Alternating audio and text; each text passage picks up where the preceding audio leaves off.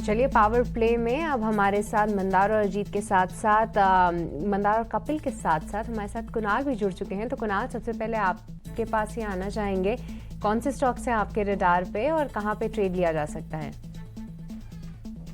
धन्यवाद शो पे इनवाइट करने के लिए सृष्टि।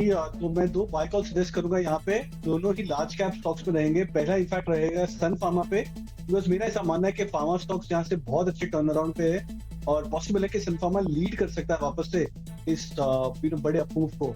मैं बाय सजेस्ट करूंगा सन फार्मा पे 1025 का टारगेट और 975। एलएनटी जो लास्ट आपने देखा कि लास्ट 1 वीक 10 डे से काफी अच्छा करेक्ट कर चुका है, अब अपने एक बढ़िया सपोर्ट पे वापस आ चुका है। 2200 का एक स्ट्रॉन्ग सपोर्ट है स्पॉट लेवल्स पे, तो उसको मद्देनजर रखते हुए मैं एलएनटी पे भी बाय कॉल सजेस्ट करूंगा। 2300 का टारगेट, स्टॉप लॉस 2200। ठीक है, तो एलएनटी बिल्कुल अपने सपोर्ट के आसपास आ गया है और कुणाल, मैं आपसे इस बारे में चर्चा करने वाला था। अच्छा, आपने ये शेयर न सिर्फ चर्चा में लेके आए बल्कि इसको आपने खरीदारी के लिए रेकमेंड भी कर दिया। 2300 रुपए का टारगेट इसमें आपको दिखेगा नियर टर्म में और 2200 रुपए के स्टॉप लॉस के साथ आपको ये शेयर खरीदना है। बढ़िया, और आगे बढ़ेंगे और चलेंगे मंदार के पास। मंदार, आपके लिस्ट में आज कौन से शेयर है आखिरी घंटे के ट्रेड के लिए, कहां पर आपको मौके दिख रहे हैं और क्या जो शेयर आप बताएंगे उनको बीटी लिस्ट भी कर लें? अभिषेक जी, देखिए आज के दिन के लिए भी देख सकते हैं और मुझे लगता है शॉर्ट टर्म के व्यू से अगर इन स्टॉक अगर देखें तो ज्यादा बेहतर होगा। पहला स्टॉक है एमएनएम फाइनेंस। देखिए कल के दिन एक 3 हफ्तों के एक ब्रीफ कंसोलिडेशन के बाद इस स्टॉक ने एक ब्रेकआउट जनरेट किया हुआ है। प्लस आज के अगर इंट्राडे चार्ट भी देखते हैं तो सुबह से फ्लैट ट्रेड कर रहा था, फिर ऊपर धीरे धीरे ऊपर चलने की कोशिश कर रहा है। तो मुझे लगता है कि ये स्टॉक इंट्राडे में भी और पोजिशनल ट्रेड के लिए भी बढ़िया लग रहा है। इसमें जो स्टॉप लॉस होगा वो 286 का होगा और अपसाइड इसका टारगेट जो है अगले अगर 10 दिन का व्यू रखते हैं तो 328 का टारगेट होगा। और दूसरा जो स्टॉक है वो थोड़ा सा मीडियम टर्म व्यू से है, आज बहुत ही बढ़िया स्ट्रेंथ के साथ ट्रेड कर रहा है, वॉल्यूम्स भी बहुत बढ़िया है। फिलहाल 11% अप है। लुमैक्स टेक की बात कर रहा हूं मैं। तो ये पोजिशनल अगर यानी अगर एक से 2 महीने का अगर व्यू रखते हैं तो ये एक बढ़िया सा शॉर्ट टर्म इन्वेस्टमेंट हो सकता है। इसमें बाय बनेगा, स्टॉप लॉस होगा 320 का और इसमें अपसाइड टारगेट होगा 450 का। ठीक है, तो 2 कॉल्स मंदार की तरफ से आती हुई और आखिरी में कपिल आपसे समझना चाहेंगे कौन से स्टॉक्स हैं आपके रेडार पे? रहेगा जो एक तो फ्यूचर के माध्यम से हम उसको एग्जीक्यूट कर सकते हैं, क्योंकि मार्केट अपने ऊपरी लेवल से थोड़ा सा फिसलता हुए देखते मिल रहा है। तो वहां पे एक स्टॉक मेरे ध्यान में आ रहा है, बाटा इंडिया।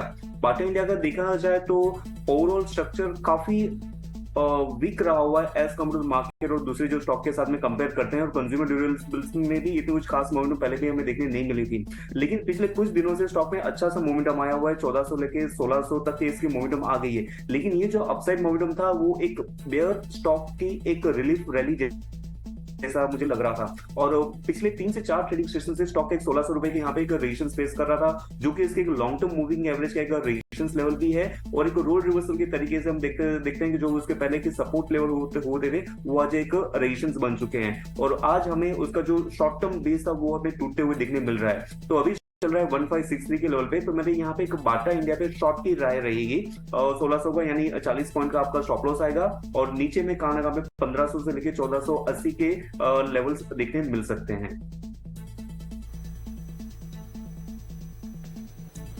ठीक है, बाटा इंडिया को खरीदने की सलाह है कपिल की तरफ से, ये व्यू है। लेकिन शो को समाप्त करने से पहले जरा एक शेयर है, मंदार आपसे राय जानना चाहेंगी। ऑनवर्ड टेक्नोलॉजीज लिमिटेड का शेयर, ये शेयर ना फंडामेंटली भी रेकमेंड किया गया था हमारे कुछ एक्सपर्ट्स के द्वारा और हम देख रहे हैं कि आज भी बहुत ही भयंकर तेजी है। महीने भर में अगर देखेंगे तो 325 वाला शेयर अब 525 रुपए के आसपास ये ट्रेड कर रहा है। आप ये बताइए, क्योंकि इतना ये चल चुका है, एक महीने में करीब 62% के आसपास की रैली है, तो जिन्होंने लोअर लेवल्स पर ली है ऑनवर्ड टेक्नोलॉजीज, क्या इसमें से अब निकल जाए? अब थोड़ा सा रिस्की हो गया है? अभिषेक जी, देखिए मुझे लगता है कि ये स्टॉक बहुत ही बढ़िया है। एक तो बेसिकली लॉन्ग टर्म चार्ट अगर आप इसका देखें आपको एक चीज समझ में आएगी कि 1-1.5 साल के कंसोलिडेशन के बाद पिछले महीने ही यानी अभी जो मई का क्लोजिंग हुआ उस क्लोजिंग पे स्टॉक ने एक फ्रेश ब्रेकआउट जनरेट किया हुआ है। तो और इस फॉर्मेशन का जो अपसाइड टारगेट है वो 600 टू 650 का बनता है। तो आपका जो सवाल है कि क्या एग्जिस्टिंग पोजीशन के लिए क्या करना चाहिए, तो मुझे लगता है होल्ड करना चाहिए। और ये जो होल्ड होगा इसके लिए स्टॉप लॉस जो होगा वो 440 का होगा, 440 के स्टॉप लॉस से पोजीशन होल्ड कर सकते हैं। और अपसाइड जो इसमें बनेगा वो 600 टू 650 का बन सकता है। सिर्फ व्यू जो है वो 6 महीने का रखना बहुत जरूरी है। ऑनवर्ड टेक्नोलॉजीज को लेके ये राय, पर चलिए इसी के